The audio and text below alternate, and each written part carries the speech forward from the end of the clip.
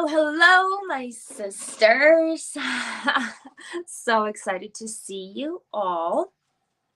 Today's topic of the podcast recording is power play and manipulation and how to spot it.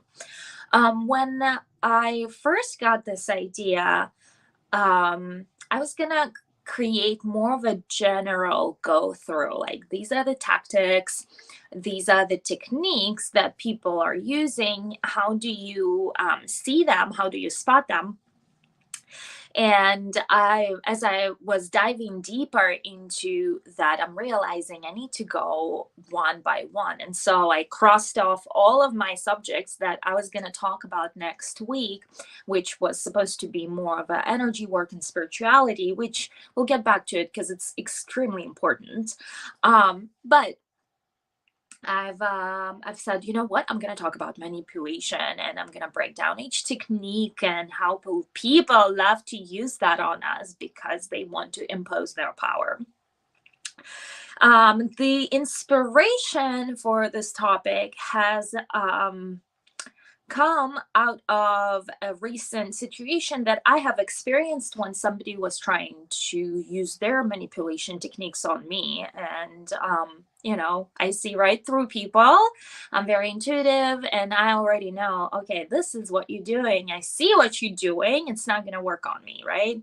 And to me, it's almost laughable to actually catch people in the act and really know what they're doing and trying to impose their power, and it's not going to work. In fact, I have developed ability to raise above any of manipulative strategies and not participate in that. So here we go. One thing to really know about this is that the same techniques literally work in both ways. The same ways people would try to convince you to do something, and you will respond with excitement to help them or to do what they want you to do. And the difference between light psychology and dark psychology is literally if people are trying to force you to do something against your will, or if you're willingly are open to go there with them and you would be happy to give them what they want, right? Because what is manipulation? Manipulation is when another person is trying to make you do something, and sometimes you actually want to do something. It's a power play.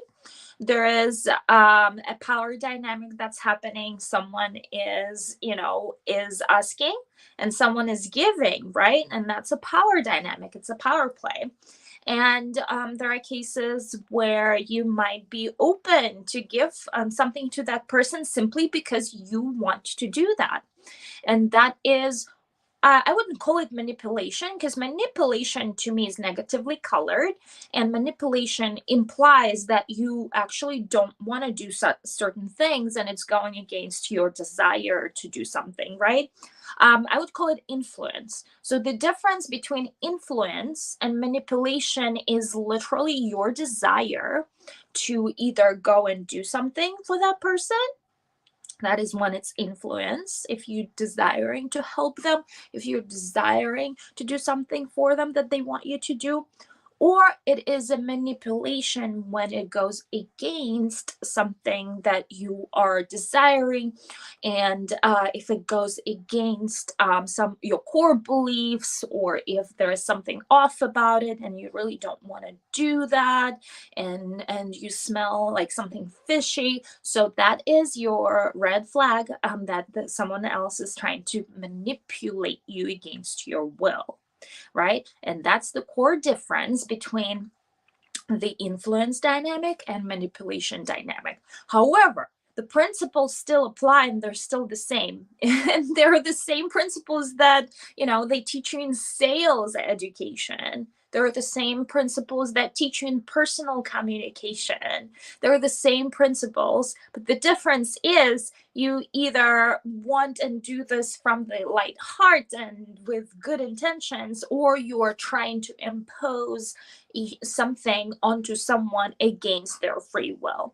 This is where spirituality comes into play, and that is why I'm like leading with spirituality energy work, because it is literally at the core. This is your marker, your internal intuition. This is your everything that will guide you. Is this a good thing or is this a bad thing, right? This is when you start feeling red flags are coming up, like this is not a good sign, right? So I'm teaching you spirituality to do that and much more. We'll go into that. But that is how you start understanding, oh, this person is really manipulating me. When it starts going, when you start questioning the intention of the other person, when you start feeling like something's fishy, this is how you spot it. This is how you spot it. When your internal clicker is start telling you something like it doesn't feel good, like something about this is not coming from the right place, something about this is not right, something about this like goes against what I want, something about this disregards my feelings, something about this does not take into account what I want, something about, that's why I'm teaching you selfishness too, because being selfish means knowing who you are, knowing what you want. And you can be selfish and not be mean about it. You just gonna say, hey, these are my boundaries, this is what's important for me, this is my world, and like this is what's important for me, right? And when somebody crosses into that world that you're so now comfortable in, you're gonna know, wait a second, this is no longer working for me. You're trying to impose your desires and principles without my consent. Without my agreement. In fact, you're trying to manipulate me into doing something for you, and it doesn't feel right, and it goes against my will. Right? So the main principle is the intention behind that. You could use the same principles of manipulation and actually inspire a person to help you, or inspire another person to do something for you, right? But when that other person comes into your world and tells you this is this way and this is this way, and it's like it's not aligned with your values or your world, like this is your red flag. You shouldn't submit to that. You should say, hey, this is not a match, let's move our path, like let's move on, right? So one I on a mission, right? On a mission to inspire women to take their charge back of their own lives, right? I'm realizing how important of a topic this is, because not everyone are in this really give and take relationship that I personally am, right? It's always give and take, and there's not even a scent of manipulation. However, a lot of women are still in those abusive and narcissistic relationships, and they keep sweeping red flags under the rug, saying, oh, he's gonna change, or he's gonna improve. Oh, it's like it's one thing, it's not no big deal, right? But over time it just piles up to the point where you can't take it anymore, and it's gonna explode. And most of those marriages end up in divorce, in nasty divorce, in ugly divorce. So you really don't want to take it there, and in fact, don't even marry this person if there is a number of red flags. But the problem is, a lot of girls don't even know what those red flags are, or they can't recognize those red flags in the first place, right? So that's why I'm realizing, this is a much needed conversation. We're going to spend the entire week talking about this next week.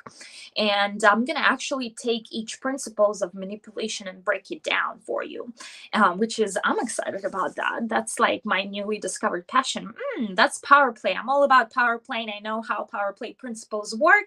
I can spot it like from the distance. Like, don't come to me with those tactics. I know I can see right through you, right? I actually, and you do too, because like I said, the intention is what makes it either bad or good. This is the difference between dark psychology and light psychology. The principles are the same. It's the intention behind it and the person behind it that is using, and the purpose behind it. Why you're using those principles, because a lot of those principles I'm using in my own business, right? A lot of the techniques I'm using in my personal life, but it is the intention behind it, right, is what makes it good or bad, right? And the person behind it makes it good or bad, right? So we'll go deeper into that next week. I can't wait. But I want to share with you a couple of things. A manipulator will try their best, whether it's out of their insecurities, whether it's coming from their need to be powerful, whether it's coming from their need to be validated. And usually those kind of triggers come from childhood. They have not been heard, they've been bullied, whatever their history is. As adults, they would grow into a person with the need to create or impose their power, and it's going to be coming from insecurities or past traumas, and they would have a need to impose their power, their importance over you, right? There is that need for that person to feel either respected or love, or whatever other ego side of that person is being fed by imposing that power over you, right? So, navigating those power plays is somewhat a customized approach, and it's really, that's why we are talking about intuition. You need to know to what level are you about to play. But my general rule for everything: don't engage with that person, don't engage into a fight with that person, because you're never gonna win the argument. Like, nobody ever wins in an argument. Nobody ever wins in an argument. You never want to argue with the person altogether, ever, because he or she's gonna stay in her own opinion, and you are gonna stay in your own opinion, and all you've created is this negative field of tension. What you want to understand and suggest to the other person: I respect you for your opinion. Your opinion has a right to exist in this world. Thank you for having your own opinion, but move on peacefully with your own thing, right? So that's the general rule altogether. Now, with the people who are trying to manipulate you or power play, especially if you are in a people pleasing mode, with the people pleasing tendencies, you want to be liked. You want to be a good person. You want to help them. So it's almost a lot of it is your people pleasing side is being awakened, because if you don't do how he said or she said, you're not going to be a good person. And they'll tell you that you're not going to be a good person. They'll literally tell you, they'll belittle you. They will tell you how not good enough, who are you without me, who, like, you, especially if you are financially dependent on that person. That's why I am screaming from the rooftops: you girls need to be financially independent. That's number one rule, to not be stuck in a shitty marriage because you're financially dependent on the person and you can't survive or supply means for yourself. That is the number one thing that's gonna keep you in a shitty marriage, shitty relationship, is if you are fully dependent on the person. That is why I'm screaming from the rooftops, take your power back, take charge back of your life.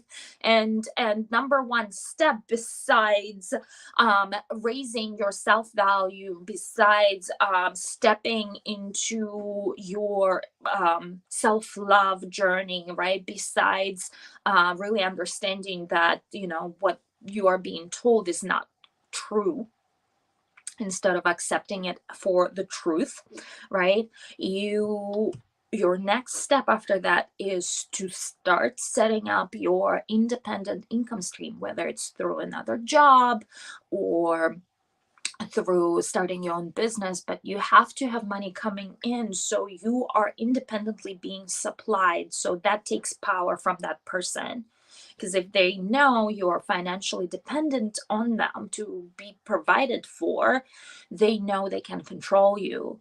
And that's how a lot of abusive marriages go, is that one is stay-at-home mom who doesn't work, who is being completely supported by her husband, who is being emotionally, mentally, and even physically abusive to her, and she can't do anything about it because herself and her kids are dependent on that person for being provided for food and clothes and other necessities. That is why number one step to start getting out is really getting your own money and saving up your own money, so you can live independently once the time comes for you to leave the relationship.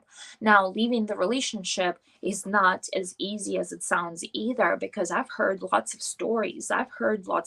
And this is where, when you even know that manipulation is happening, and you are being mentally and emotionally abused, and physically too,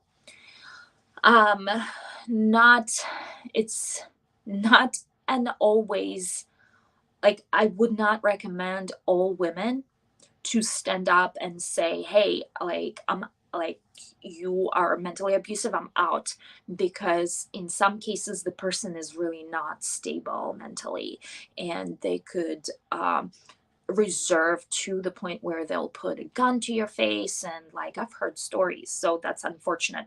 So that is why my approach to all sorts of manipulation is to not exactly stand against that person, especially if you know you are not safe, but quietly build up your own reserves and your own way out if you are in the long marriage that is really abusive, or if it's a person that is someone outside of you, like, you want to avoid that person altogether, you want to part ways and never come across that person. Like, you want to keep yourself separate from that person. Now, if you know that you're safe and you know that the person is really manipulating you, or if you are in the work environment, for example, and the person is obviously doing their best to, like, overpower you because they think you're a competition one way or another, and they're talking over you, they're disrespecting you, they're raising their voice, and you know that you are pretty much safe if you stand up against that person, and you know that there's no consequences to your own safety, then go ahead, enjoy in your power play. I would totally do that myself, and I would stand against that person, and I would call them out, because that's one thing that they're afraid. They think that they're invisible, and they think that people don't understand or see their power tactics, and a lot of people don't, right? But if you call them out exactly on their power tactics, you take power away from them, right? If you see the person is raising voice while talking about you, you can calmly say, I completely see that you're trying to raise your voice talking about me. And, and by just acknowledging that you are seeing the tactics that they're doing, they're gonna put their tail back, and it's like, oh my God, like, she totally called me out on this, right? But again, if you choosing to stand against that person, and my number one approach is just walk away and not engage, and just let them be on their own, just not engage altogether. But if you really itching, if they got you under your skin and you know you're safe, you have my total and full permission to enjoy in that mean response, mean game, because I kind of like can't take bullshit from people. And sometimes when the time is right, when the situation is right, I would actually stand against that person and call them out on their BS too. So never take that. And you always want to kind of acknowledge, hey, this is what you're doing, I'm seeing you, and you don't have control over me because you are doing those kind of things for me or to me, right? So but again, you need to completely 100% be sure that you are in the safe environment and not you're gonna have no consequences, because some people will literally go and hide under the bed because you called them out. And some people get so pissed off and so mad at you that you only gonna make things worse, and you really need to know and feel what that person's gonna do, right? And you only want to stand against that person only if you know you're 100% safe and there's no consequences to you standing up for yourself in public. So don't engage in that kind of argument. Like my number one rule in any situation, and I know it's hard, you're like itching to like respond to that person, but yeah, it's not a winning solution for all situations. So I recommend to actually keep it to yourself and just walk away, and not engaged in that kind of power play, power dynamic. Just let it be, leave it, just leave it, because there's not going to be winners. There are only going to be losers, unfortunately, on both sides. There's never going to be winners in the argument. So this is kind of the general outlook, the general idea, the general conversation around this. I want to get back and again tell you that when you feel you're being manipulated against your will, and that's the only difference, excuse me, between someone who is actually influencing you to do things and you are happy to move with that and you are happy to do things the other person, because like it doesn't contradict you, you actually would love to do that, it's like it's aligning with your goals and your purposes and your values, right? And then there's manipulation when a person is actually imposing something on you that is against your will.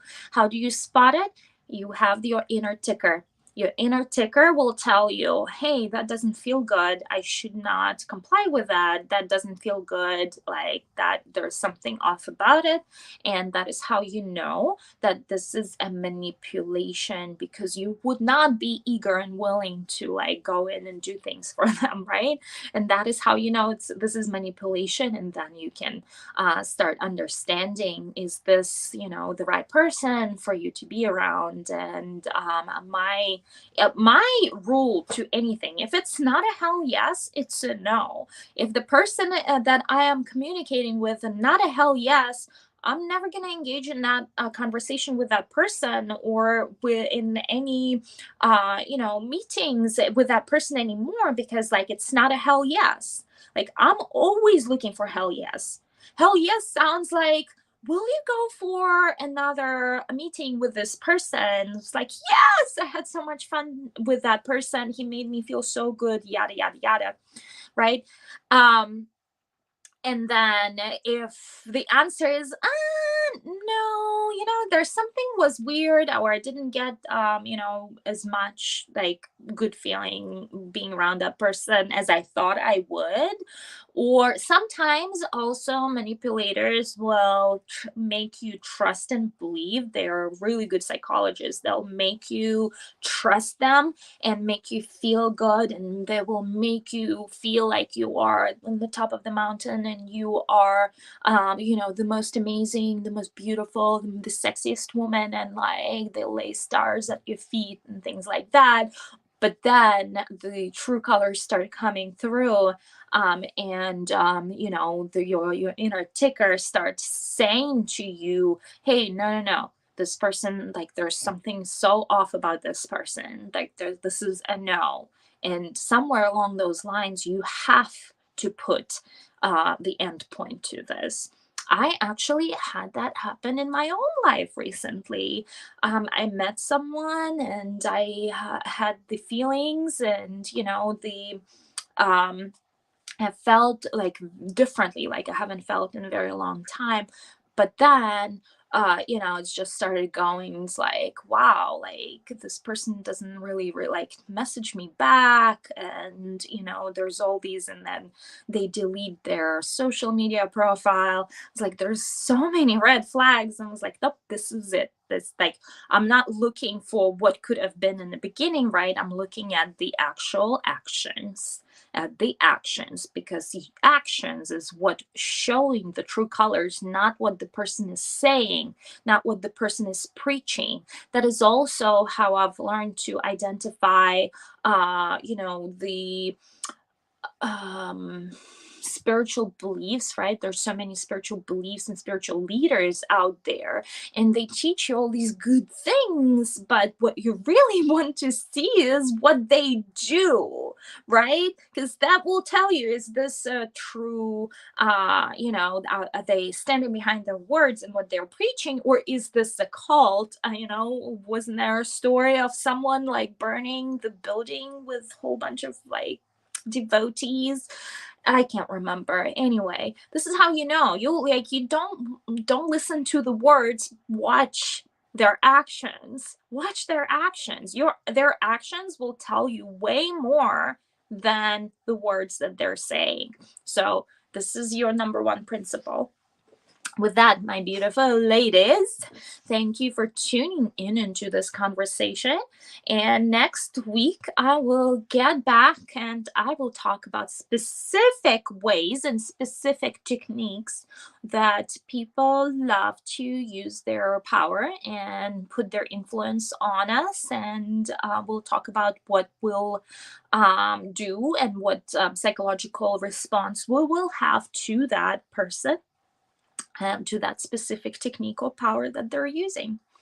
Thank you so much for tuning in, and I'll talk to you later.